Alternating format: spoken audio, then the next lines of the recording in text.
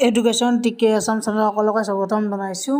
এটা বহুত important update দিব বিচাৰিছোঁ।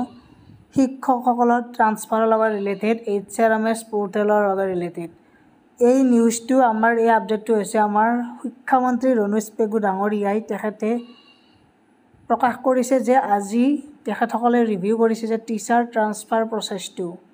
ইয়াতে যিহেতু আমাৰ কিছুমান ডাইৰেক্টৰ অফ ছেকেণ্ডাৰী আৰু কিছুমান এলিমেণ্টাৰী এডুকেশ্যন মানে কিছুমান যিটো ডাইৰেক্টৰটো বেলেগ হৈ আছে আৰু কেটেগৰীটো কিছুমানৰ ছেম। ধৰি লওক LP স্কুলৰ টিচাৰ এজনে মানে হাইস্কুলত মানে এমালগেমেশ্যন হয় তেনেকুৱাকৈ ফচি আছে। তাৰমানে মাথো কেটেগৰীটো যাতে ছেম হয়, কেটেগৰী যাতে ছেম হয়। LP হ'লে LPৰ লগত ডাইৰেক্ট মানে ট্ৰান্সফাৰটো হৈ যাব। এমালগেমেশ্যন হাইস্কুলত হ'লেও তেনেকুৱা কিবা এটা ডিছকাছ কৰিব চাগে। গতিকে তেখেতসকলে ৰিভিউ কৰি আছে আৰু 4 দিনৰ কাৰণে তেখেতসকলে আকৌ এডিশ্যনেল সময় বঢ়াই দিছে 4 দিনৰ কাৰণে।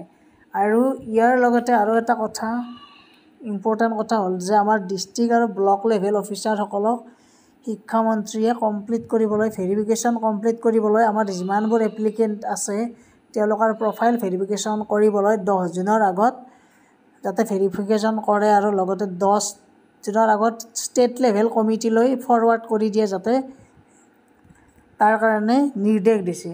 গতিকে এটা গুড নিউজ এইটো যে আমাৰ প্ৰথম কথা 4 দিন আৰু সময়সীমা এডিট কৰিবলৈ বঢ়াই দিয়া হ'ল। আমাৰ যিসকল এপ্লিকেণ্টে এতিয়াও কিছুমানৰ ভুল হৈ আছে আৰু কিছুমানৰ কেটেগৰী মিলা নাছিল বা কিছুমানৰ মানে তেওঁলোকৰ ছেকেণ্ডাৰী লেভেলত আছে LP টিচাৰ এজন যিহেতু এমালগেমেশ্যন হৈ যায় কিছুমানৰ হাইস্কুললৈকে বা ME স্কুললৈকে তেনেকুৱাকৈ।